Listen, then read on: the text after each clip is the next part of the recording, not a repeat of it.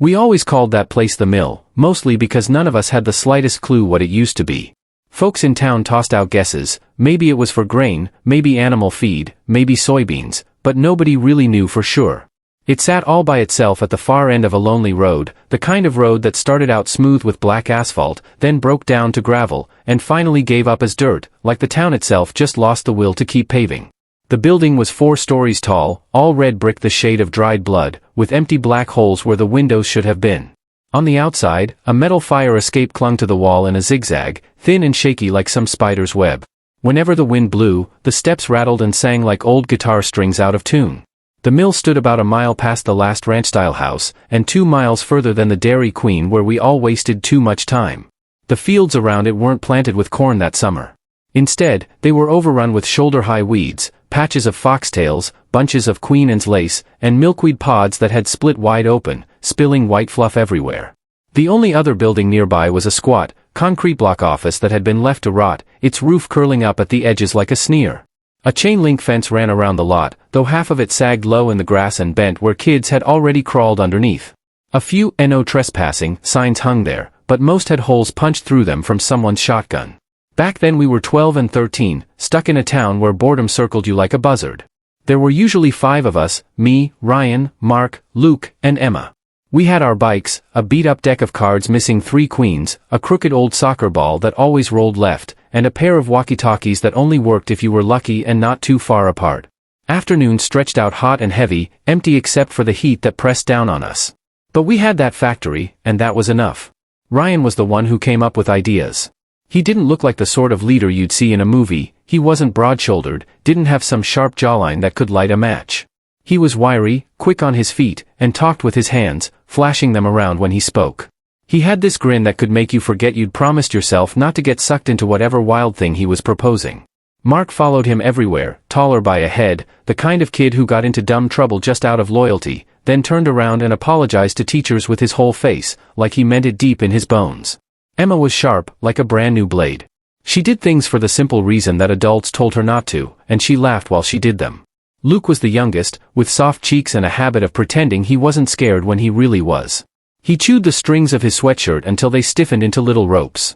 As for me, I wasn't the funny one, or the tough one, or the brave one. Honestly, I don't remember exactly how I even ended up in that group.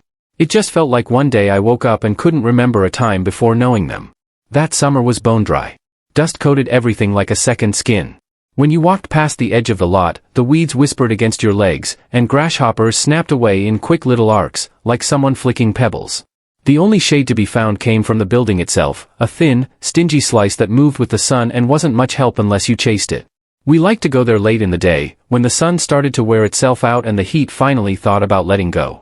The very first time we played manhunt at the mill, it happened because Ryan said it in that voice of his, the one that made everything sound like destiny. He looked at us and said, "You're all too scared to play it for real." "Define, for real," Emma shot back, rolling her eyes the way she always did. "Inside," he said. "The whole building. 1 person counts, the rest hide. No rooftops. No silos." "We're not going anywhere near the silos," Mark said quickly, looking horrified, even though nobody had actually suggested it. "Obviously not," Ryan said. "Rules are simple. First one caught does the counting next. No whining. No crying. And no saying 'I heard something,' guys. You'll hear pigeons or rats, that's all. It's just a building." He cut the fence where it sagged the most, and we crawled under one at a time, the taste of rust and dirt in our mouths. The big front doors had been welded shut years ago, but some of the other ways in were still open. The little office had a panel kicked out on the back wall, and we squeezed through there, ducking under dangling wires and a strip of yellow tape that had faded too much to even read. The place smelled like mildew, old cardboard, spilled motor oil, and mouse droppings. Someone had spray-painted a cartoon dick on the wall at kid height. Someone else had written, "Chris plus Melissa 1997, in fat bubble letters right under a dusty calendar still hanging there from 1994. Past the office, the hallway opened into the main floor, and the smell shifted. The air carried a sharp, mineral sting. Dust floated thick in our flashlight beams, turning into glitter wherever the broken windows let the sunlight through. The huge room stretched out like a concrete field, with metal skeletons sticking up here and there, frames of machines, big funnel-shaped hoppers, and rusty chutes that angled down into the floor and vanished. A narrow catwalk cut across the higher half of the space, rust dripping onto the floor like dried blood stains. Somewhere, water dripped into an old bucket, ping, ping, ping. The pigeons cooed above us, but the sound was hollow, uneasy, not sweet at all in that big empty room. "Smells like pennies in here," Emma said, wrinkling her nose. "It's sick," Mark said, though I couldn't tell if he meant it was awesome or disgusting. We scattered the way kids do when a place feels too big and too strange, trying to act braver than we felt. Ryan put his hand on the brick by the door and said, 60 seconds. Loud. "Ready? 1, 2, 3, his voice bounced off the walls, filling the building, making it feel at once emptier and somehow more alive. I grabbed Luke's sleeve and whispered, "Come on, this way." "Where?" he asked, forcing his voice to sound tough, though it cracked at the edges. "Upstairs office," I told him, even though I had no clue if there was such a thing. It just seemed like the sort of factory that would have a little glassed-in room up top, looking down over everything. We stuck to the wall, squeezed through a mess of dead machinery, ducked under panels streaked with rust, and found a stairwell that took us higher. The air smelled like pigeon crap and sun-baked metal. At the top, we came out into a small office with windows so grimy and gray that sunlight barely made it through. Inside that little office, it looked like someone had just walked out decades ago and never came back. A desk was flipped on its side. A rolling chair had tipped over onto its back like a turtle. There was a coffee mug stuck to the floor, the last of its contents hardened into glue and topped with dust. A calendar hung on the wall, curling at the corners. A jacket still clung to a peg, hunched like a man frozen mid-step. The windows looked out over the factory floor like some cheap control booth in a low-budget movie. "Perfect," I whispered. We slipped behind the desk, and Luke was already breathing like he'd sprinted a mile. The sound of running feet clattered across metal and made both of us flinch. I looked out just in time to see Mark rushing across the catwalk too quickly. A pigeon blasted past our window, so close I could see the glint in its eye. 27, 28, Ryan's voice drifted up from below. The bored way he said it made my skin crawl. That's how you know when boys are about to do something dumb, they pretend nothing could possibly go wrong. Luke flashed me a grin, just a quick flash of teeth. That smile carried the whole message of the game, I am not afraid. I am here with my friends. This place belongs to us now. Then we heard footsteps outside our hiding spot. They weren't fast, not like running. They weren't overhead either. They came heavy and slow, like boots on concrete, and then they stopped just past the doorway. I froze. Luke froze. And underneath the stillness I caught it, a faint, steady breath that wasn't mine. I leaned the tiniest bit, peeking through a crack by the desk. Just enough to see a strip of doorway and the hall beyond. Nothing there but bare concrete and peeling paint. But the breath didn't match the empty hallway. It was too close, and not close at the same time. Luke's wide eyes asked me, "Do you hear that?" My look answered, "Don't move."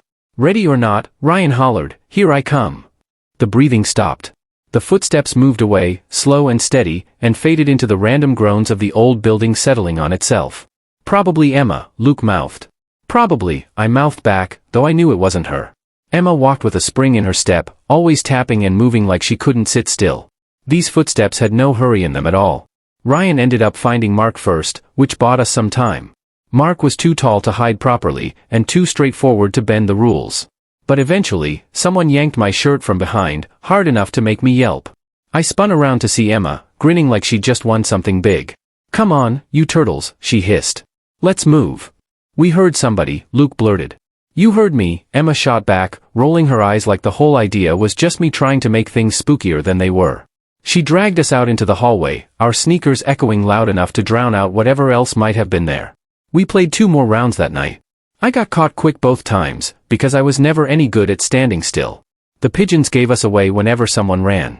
The sunlight coming through those broken windows turned the dust first gold, then copper, then the dark, dirty brown that stuck to your feet after a day playing outside. Luke hid once behind a stack of wooden pallets that looked like jagged teeth, and another time in the mouth of a half-open chute. I made him crawl back out, telling him he'd get stuck and we'd all end up explaining it to some guy with a clipboard. We finally left at sunset, coated in dust and buzzing with excitement. Luke had a smear of rust on his cheek that looked like war paint. Emma had pigeon crap on her sleeve and didn't even notice. Ryan jumped the fence with a show-offy little kick, while Mark clambered over awkwardly before reaching back to help me when my shirt snagged on a twist of wire. "Tomorrow," Ryan said, because he didn't know how to stop pushing something once he'd started. "Tomorrow," we all echoed. I still remember that bike ride home during the blue hour. The sky fading, the road stretching out, the 5 of us flying in a crooked line while the mill shrank behind us, and yet it still seemed to follow in the ringing of my ears. It felt like something old and quiet out there had woken up, and now it was paying attention. The second day we came more prepared. Better flashlights. A disposable camera. Snacks. The camera was one of those green Kodaks where you had to crank the lever with your thumb to move the film along. I'd picked it up at the gas station with the money I earned mowing lawns for Mrs. Carter. My plan was to save it for the very last day of summer, take pictures of the creek, our bikes, and the dumb faces we made. But instead, I burned the first shot on us at the fence, Ryan doing the same flashy kick, Emma flipping the bird, Mark looking like a polished yearbook photo even while clowning, and Luke trying to look tough and failing. That photo still exists. It's tucked away in an old shoebox on a closet shelf where I can't stumble across it by accident. New rules, Ryan announced at the office door, suddenly serious. No rooftops. No silos. And no crossing the orange line. What orange line? Mark asked. Ryan led us inside and pointed at a faded rectangle painted on the floor around a massive cabinet and a cluster of metal tanks. The paint was dull now, the color of stale cheddar cheese. Each corner had a warning stenciled in big letters, danger, do not enter, lockout, and the fourth had been ruined by pigeons. You stay out of there, Ryan said. You can hide nearby, but you don't step inside, and you definitely don't go down the hatch if it's open. How do you even know there's a hatch? Emma asked, brushing her hair out of her eyes, her voice already daring him. Because my cousin used to work here before they shut it down, Ryan said. He told me they dropped stuff into pits and ground it up. Like this, he twirled his hand like a blender. If you fell into one of those hoppers, nobody would hear you except the poor guy stuck filling out the accident report. Disgusting, Luke said, though there was something half admiring in the way he said it. So we played. We were louder than we meant to be and quieter than we thought we were. Kids always are. The building made sure of it. Every sound twisted and warped around the corners. Our footsteps split in two, then came back together. The wind outside hit the fire stair and made it shriek, and that shriek seemed to come from everywhere at once. We scattered, we regrouped, we grinned at each other in pockets of shadow like we owned the place. The first round, Emma counted out loud, chomping on gum. But the sound of it was wrong, sticky and slow instead of sharp like hers always was. I thought, her gum doesn't sound like that, but when I peeked, I didn't see anyone else chewing. Second round, Mark was counting, and just as he hit 29, 30, a doorway down the far hallway swung shut with a soft click, even though none of us had gone that way. By the third round, it was my turn to count. I got to 50, and the whole place swallowed my voice. That's when I noticed the chalk. They were marks low on the wall, near the baseboard by the old offices, right where the sunlight from a cracked window laid a pale rectangle on the floor.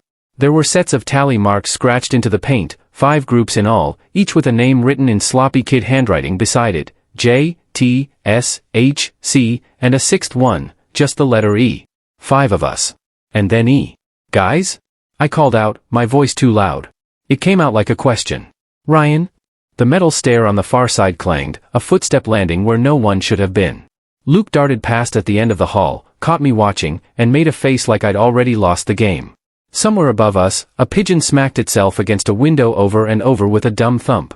The chalk marks stayed, waiting. I reached out and touched them. The dust of the chalk came off soft on my finger. Fresh. Not old, not faded. Whoever drew them, it wasn't us. And it wasn't long ago. Ready or not, I said, forcing my voice to stay steady, here I come. I found Mark crouched behind an overturned conveyor belt. I found Emma sitting cross-legged in a tangle of pipes, chewing gum again, but this time the pops were sharp and real. I found Ryan tucked tight by the loading dock, squeezed between the warped rubber bumper and the cinder block like a stray cat. We kept swapping turns, spreading out, coming back, laughing when someone was caught. The light outside slanted gold, then deepened into copper, and at some point, we realized Luke hadn't come back when we called for him. Hiding too good, Ryan said, his grin trying to sound impressed. Cheating, Emma muttered, her annoyance just as practiced. Luke! Mark bellowed, his voice dragging the name into 3 ragged syllables, more sound than word. No giggle. No scuff of sneakers. Not even the flutter of pigeons. Just the whole building leaning in like it was holding its breath. We fanned out, looking in every dumb place we could think of, the old metal cabinets filled with nothing, behind the tipped-over desk upstairs where I'd once thought we were clever, inside the bathroom stalls with their doors kicked in, where I still felt like I should knock first. My hands shook, the way I now recognize as low blood sugar, but back then I thought it was fear. Or maybe excitement. We shouted his name, and our shouting filled the empty space like a balloon we couldn't pop. We found his backpack behind a stack of pallets near the orange line. It was sitting open. Inside, a Capri Sun that was still warm, his inhaler, a mess of Skittles melted into a rainbow smear, a chewed-up pen, and the loose end of his hoodie string that hadn't hardened into a rope yet. That was the moment Fear stopped whispering and stood tall, taking its coat off. He wouldn't leave his bag, Mark said, his voice stiff, like he was rehearsing what he'd have to tell an adult. Luke! Ryan shouted again. His voice cracked halfway through the name. He didn't meet our eyes when it happened. Maybe he went outside to pee, Emma offered, but it didn't sound like she believed it. Didn't sound like she was joking either. We did what kids always do when we've screwed up too big to ignore. We panicked first, then tried to act responsible. We decided to split up and meet back at the office door in 5 minutes. Each of us took a floor. We tried moving too fast, then slowed down too much, then picked up speed again. I went down. The basement level. The lowest place. Down there, the concrete wall sweated, and a pool of standing water in the middle wore a greasy skin. Pipes hung above with insulation peeling off them like rotten fur. The walls had graffiti, but not the usual kind. Not crude drawings or names scratched with keys. This writing was tidy, precise, little block letters, quiet hours. Clean Monday. Lists of names and times like a work schedule, like a glimpse into a life that still pulsed faintly here. Over a rust-stained sink, someone had written, "No odors." Underlined. 3 times. That was when I saw it, the bedroll. A real one. Black nylon, zipped and laid carefully over flattened cardboard. A folded blanket sat on top, and a hat was placed neatly on the blanket, like someone who cared about order had set it down for later. Next to it, a crumpled grocery bag from the cheap market in town held the corner of a loaf of bread. A plastic clothesline was strung between 2 pipes, with a damp shirt hung just so, its missing buttons lined up evenly in the middle, both halves balanced like the person who owned it found pride in symmetry. And right next to the bedroll, against the wall, 5 cigarette butts. Not tossed. Not crushed. Each one laid out in a perfect line. I went rigid, like my bones decided for me. It felt as if something was looking at me from behind. I wanted to turn and see, and at the same time I did not want to look, because if I could not see it then maybe it did not exist. The air downstairs was colder than a normal summer afternoon should be, not the kind of cold from air conditioning, but a cold that had been pressed against stone for a long time. Guys, I said, to the faces I could see and to the ones I could not. Guys. When I moved, something moved with me, a shadow that belonged to both before and after, my shoulder stealing a bit of the light. I backed toward the stairs, then ran up them, then forced myself to slow so I could breathe. Once I reached the main floor, I took off. Ryan was already at the office door, his face drained white where the sun hadn't burned it. Emma came up after me, her jaw tight and her hands streaked with dirt. Mark was missing. We had to go find him. We caught him in the hall by the chalk marks, rubbing them hard with his thumb until dust ground into his skin. "These weren't here yesterday," he said, like he was saying a prayer. "They were not here." We stepped back outside. It might sound like we were giving up, but it was more like finally getting air into lungs that had been underwater. The light hit us hard and made everything too bright and flat, like someone had wiped a film from the world. Ryan held the fence post and bowed his head. Emma said, "If he's hiding as a joke I will kill him," and it wasn't a joke. Mark counted quietly to himself, 1, 2, 3, 4, again and again, like chanting something that could keep bad things away. We called Cody's name into the weeds and it shook in the heat. We yelled at the office, the loading dock, the stairwell door that led to the roof even though we had promised not to go up there. The building hummed on, as if rules and names meant nothing to it. Back inside, the orange line was changed. One corner of it had a little piece knocked away, a tiny chip you would only notice if you were already looking for how the world shifts when you are not paying attention. The metal cabinet inside that rectangle had its lock bent open, the silver brackets were twisted a little. There were fresh scuff marks on the concrete from something having been dragged, and beside them a smear of dirty water from a shoe that had walked through puddles. My foot fit beside that smear in a way that felt wrong. The print wasn't ours, the tread had a boxy stamp in the heel that none of our shoes had. In my head Cody was smaller than I'd remembered, the print made him feel even smaller. "Okay," Ryan said. He kept saying it like someone who says, "I am fine," while bleeding. "Okay. Okay. We get help. We go right now." He sprinted. We followed. We left Cody's backpack where it was because we had this ridiculous idea about not messing with the scene and making things worse, the kind of thinking that shows how young we were. We ran for the road, the bite of gravel, the softer shoulder, the hot blacktop that sang through the soles of our shoes. Ryan rode his bike so fast he nearly ate it twice. Emma grabbed a stitch, doubled over, swore, and kept running anyway. Mark trotted along steady like a machine. I pushed as hard as I could until my legs reminded me I had no more. By the time we reached the first house on the edge of town, a ranch house with a sun-faded flag and a kid's plastic lawnmower in the yard, my mouth tasted like pennies and bile. An older woman with arms browned by the sun opened her door and looked at us like we were something she hadn't decided whether to shoo away or take pity on. "There's," Ryan started, then had to stop, bending over with his hands on his knees like he might throw up. He didn't. "Inside," the woman said, and in that instant she shifted into someone else, the sort of person who knows to bring kids that are suddenly undone into the house. "Inside, now." Police showed up. Parents showed up. The mill became a different place instantly, adults in reflective vests, a van with its hazard lights blinking, radios making the whole scene feel both more official and somehow less immediate. I stood under a tree at the edge of the lot and watched men and women I did not know walk through the holes in the building that I already knew too well, and I hated that I recognized every step they took. An officer with a name tag that read Arthur Spencer crouched down to be eye level with me and asked me to tell everything from the beginning. I told her about the chalk marks and the bedroll and the cigarette butts lined up like somebody had placed them carefully. I told her about the orange line with the bent lock, the odd shoe tread, and the breath we'd heard outside the office the day before. They walked through the factory the way grown-ups do, careful, with procedures and words we did not understand.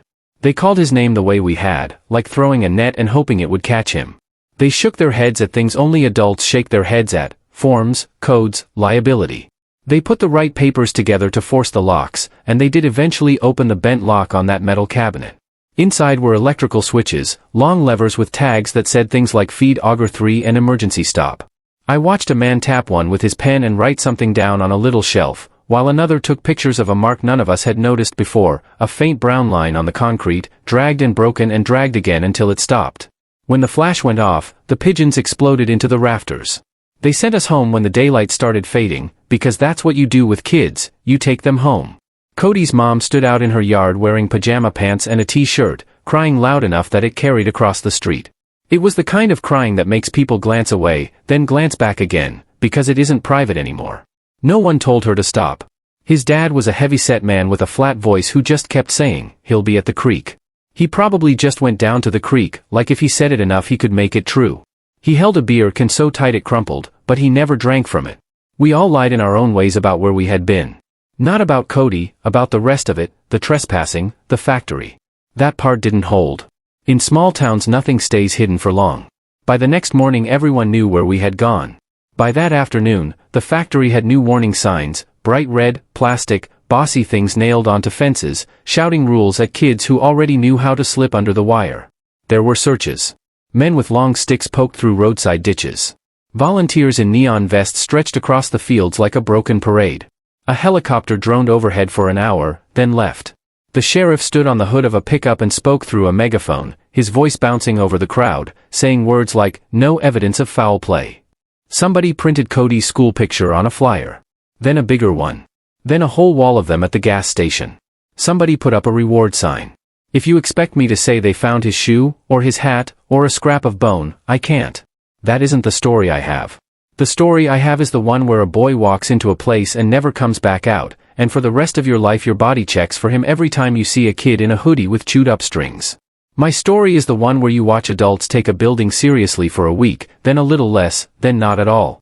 The one where the sheriff says into a reporter's microphone, "We are investigating all possibilities, including that the boy may have run away," and you feel something inside you turn sour because you know that word "including" is a lie dressed up as careful speech.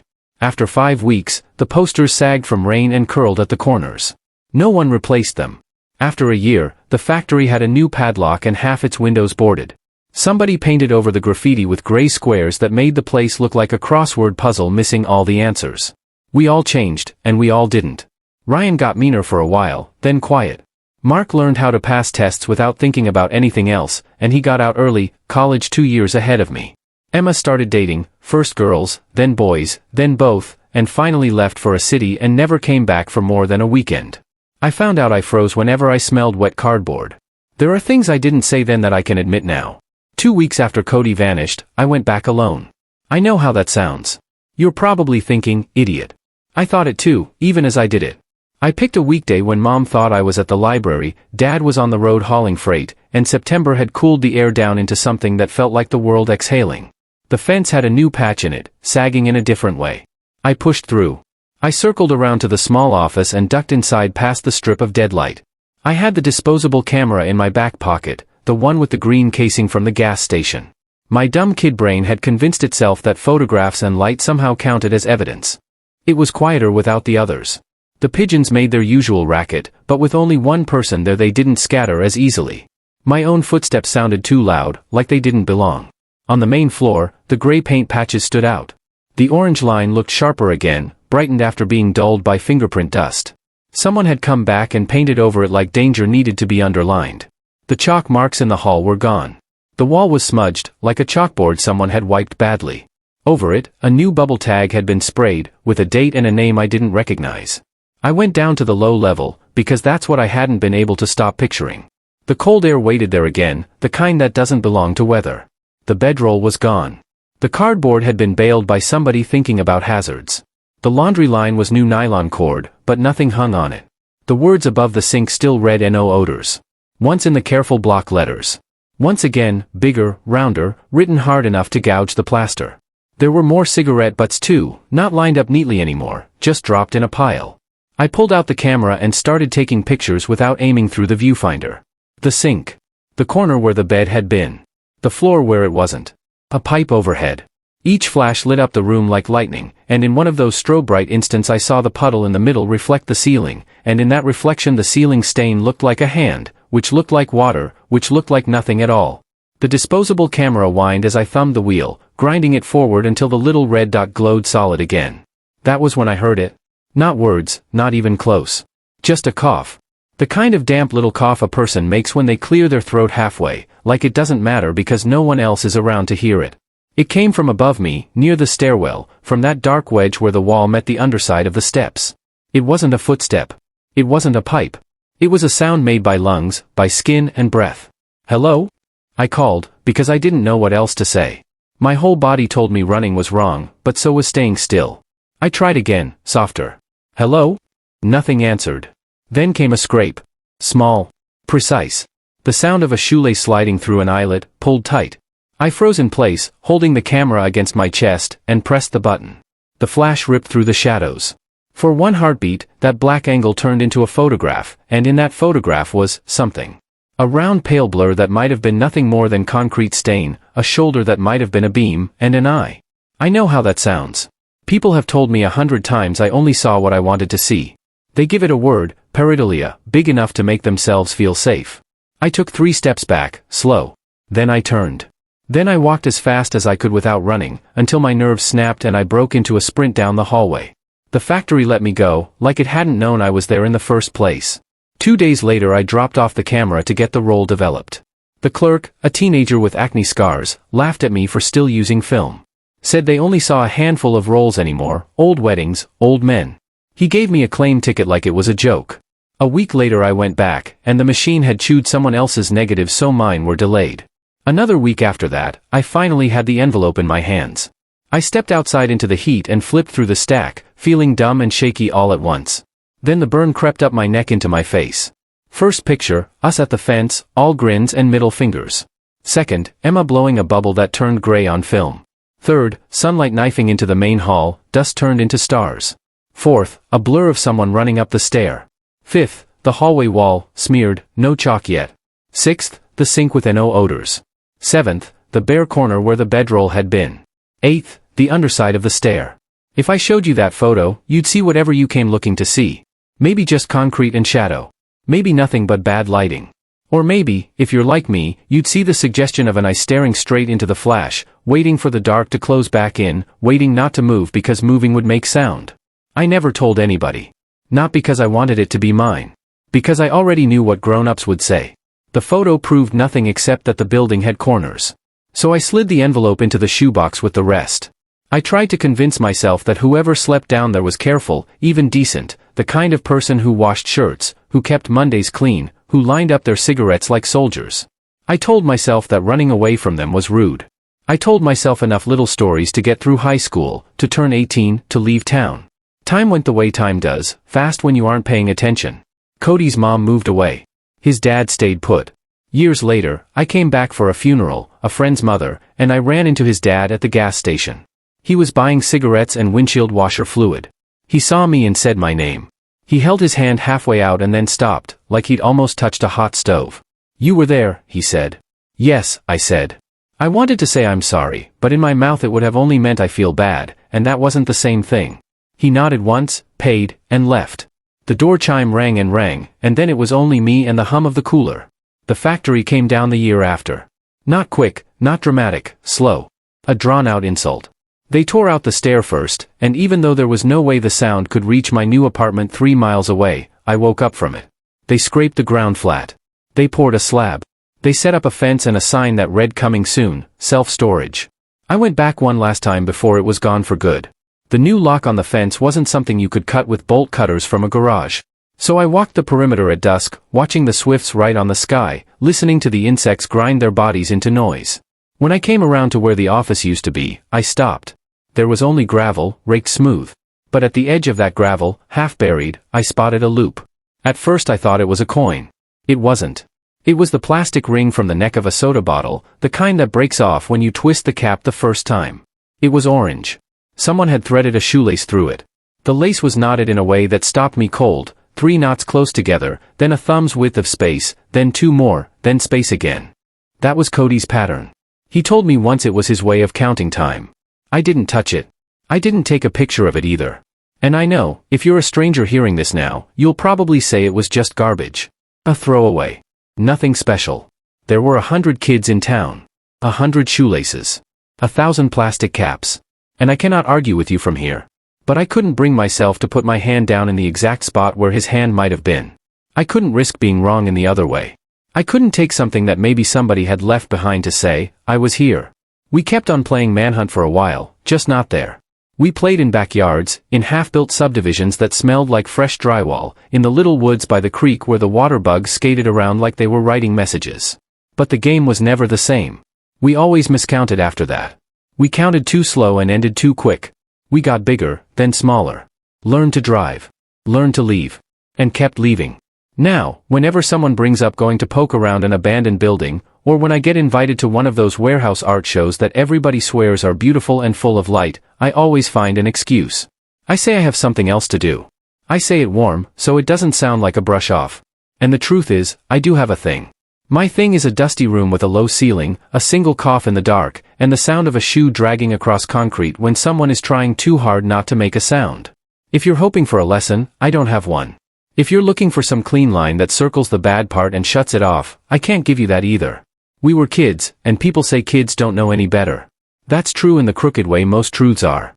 We knew the factory was off limits. We knew cutting a fence was bad, but the kind of bad you brag about later. What we didn't know was the weight of another person's breath in a corner. What we didn't know was how long not knowing can last. Folks who hear this kind of story always ask the same thing: what would you do different if you could go back? But that's a dumb question. We all go back in our heads anyway, and in there we always make the same choices, sometimes quicker. Still, if I'm forced to answer, I'd say this: I'd have stopped at the office door. I'd have turned to Josh and said, not today. No game. I'd have taken that camera home and wasted the film on the creek, a dragonfly on a shopping cart, our dumb grinning faces. But I don't get that. What I get is this. I get to put it here.